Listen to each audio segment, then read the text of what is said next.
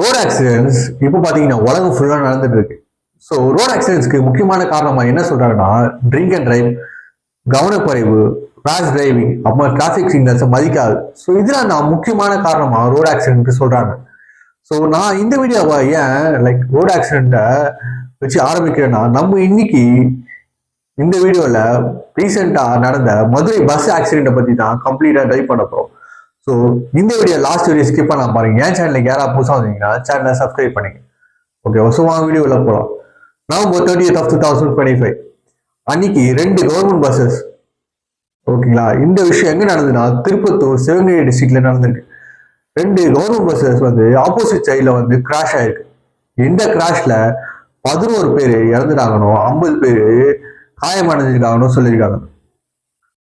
ஓகேவா. ஸோ இந்த கிராஷ் பார்த்தீங்கன்னா ஈவினிங் 5 மணிக்கு நடந்திருக்கு அப்படின்னு சொல்லியிருக்காங்க. இது எந்த ரோட்ல நடந்திருக்குன்னா காரைக்குடி டு திண்டுக்கல் போற ரோட்ல போற ஸ்ட்ரெச்ல தான் இந்த ஆக்சிடென்ட் நடந்திருக்கு அப்படின்னு சொல்றாங்க. ஸோ அந்த ஆக்சிடென்ட் நடந்தவொடனே நிறைய பேர் உள்ள ட்ராப் ஆயிட்டாங்க, நிறைய பேர் உள்ள மாட்டிக்கிட்டாங்க.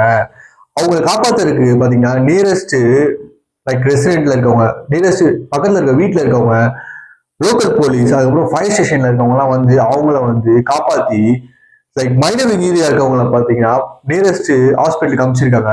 மேஜர் இன்ஜுரிஸ் இருக்கவங்கள பாத்தீங்கன்னா ட்ரீட்மெண்ட்காக மதுரை ஹாஸ்பிட்டலுக்கு அமைச்சிருக்காங்க அப்படின்னு சொல்லியிருக்காங்க.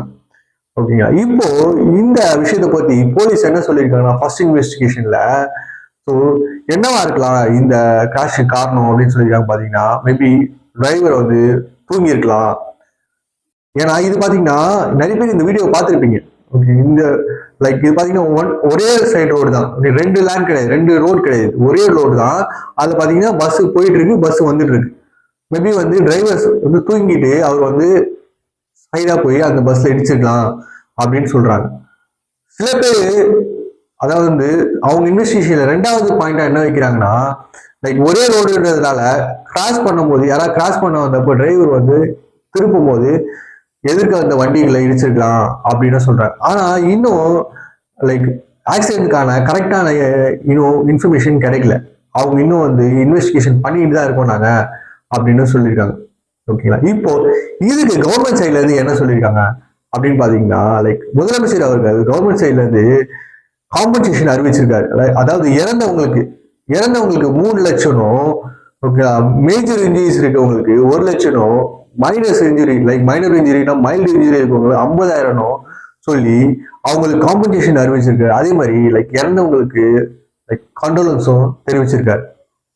ஓகேங்களா. ஸோ இந்த மாதிரி விஷயங்கள் எதனால நடக்குது, ரோட் ஆக்சிடென்ட்ஸ் நிறைய நடக்குது, எதனால நடக்குது ஸோ அப்படின்னு சொல்லிட்டு ஒரு விஷயம் எடுத்துட்டு வந்திருக்காங்க. என்னன்னு பாத்தீங்கன்னா நான் ஆல்ரெடி சொன்ன மாதிரி ஒரே ரோடு தான் போயிட்டு இருக்கு, ஒரே ரோட்ல பஸ் போயிட்டும் வந்துட்டும் இருக்கு. ஓகே, மேபி ஒரே ரோட்ல போறதுனால கூட இந்த ஆக்சிடென்ட்ஸ் நடக்க காரணமா இருக்கலாம். அதே மாதிரி சில பேர் என்ன சொல்றாங்கன்னா இப்போ டிரைவருக்கு எல்லாம் பாத்தீங்கன்னா ஷிஃப்ட் ஹார்ஸ் எக்ஸ்டெண்ட் பண்ணி கொடுக்குறாங்க. அவங்களுக்கு 8 ஹவர்ஸ்ல இருந்து 12 ஹவர்ஸ் 16 ஹவர்ஸ் அவங்க எக்ஸ்டெண்டட் ஷிஃப்ட் பண்றாங்க. மேபி அதனால கூட அவங்க தூங்கி இது மாதிரி ஆக்சிடென்ட்ஸ் காரணமா இருக்கலாம் அப்படின்னு சொல்லியிருக்காங்க. அதே மாதிரி பாத்தீங்கன்னா ரோட் ஆக்சிடென்ட்ஸ்க்கு முக்கியமான காரணம் என்னன்னு சொல்றாங்க. நான் இது மட்டும் பாத்தீங்கன்னா எல்லா ரோட் ஆக்சிடென்ட்ஸ்க்குமான காரணங்கள் தான் சொல்றேன். குறிப்பிட்டு இந்த ரோடு ஆக்சிடென்டோட காரணம் சொல்ல நானே எல்லா ரோடு ஆக்சிடென்ட்டுக்குமான காரணங்கள் தான் நான் இப்ப சொல்லிட்டு வரேன். ஓகேங்களா. அதுக்கப்புறம் பாத்தீங்கன்னா வண்டி மெயின்டைன் பண்றது கரெக்டா மெயின்டைன் பண்ணாம இருந்தா கூட சில டைம்ல பிரேக் ஃபெயிலியர் ஆகலாம்.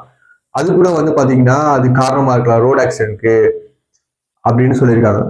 ஓகே, அதுக்கப்புறம் இன்னொரு விஷயம் என்னன்னா ரோட் மெயின்டெனன்ஸ். ரோட் நல்லா இல்லாம இருந்து அது கூட ரோட் ஆக்சிடென்ட் காரணமா இருக்கலாம் அப்படின்னு சொல்றாங்க. கவனக்குறைவு, ரேஷ் டிரைவிங், ஆல்ரெடி நான் சொன்ன மாதிரி ரேஷ் டிரைவிங் கூட ரோட் ஆக்சிடென்ட் காரணமா இருக்கலாம் அப்படின்னு சொல்லியிருக்காங்க. ஸோ இப்போ திருப்பத்தூர்ல இந்த நடந்த விஷயம் பாத்தீங்கன்னா 2025 மோஸ்ட் டிராஜிக்கான ரோட் ஆக்சிடென்ட் சொல்றாங்க. ஏன்னா பாத்தீங்கன்னா இது government bus head to head crash ஆயிருக்கு. அதனால நிறைய பேர் இன்ஜுரி ஆகி நிறைய பேர் இறந்துட்டாங்க.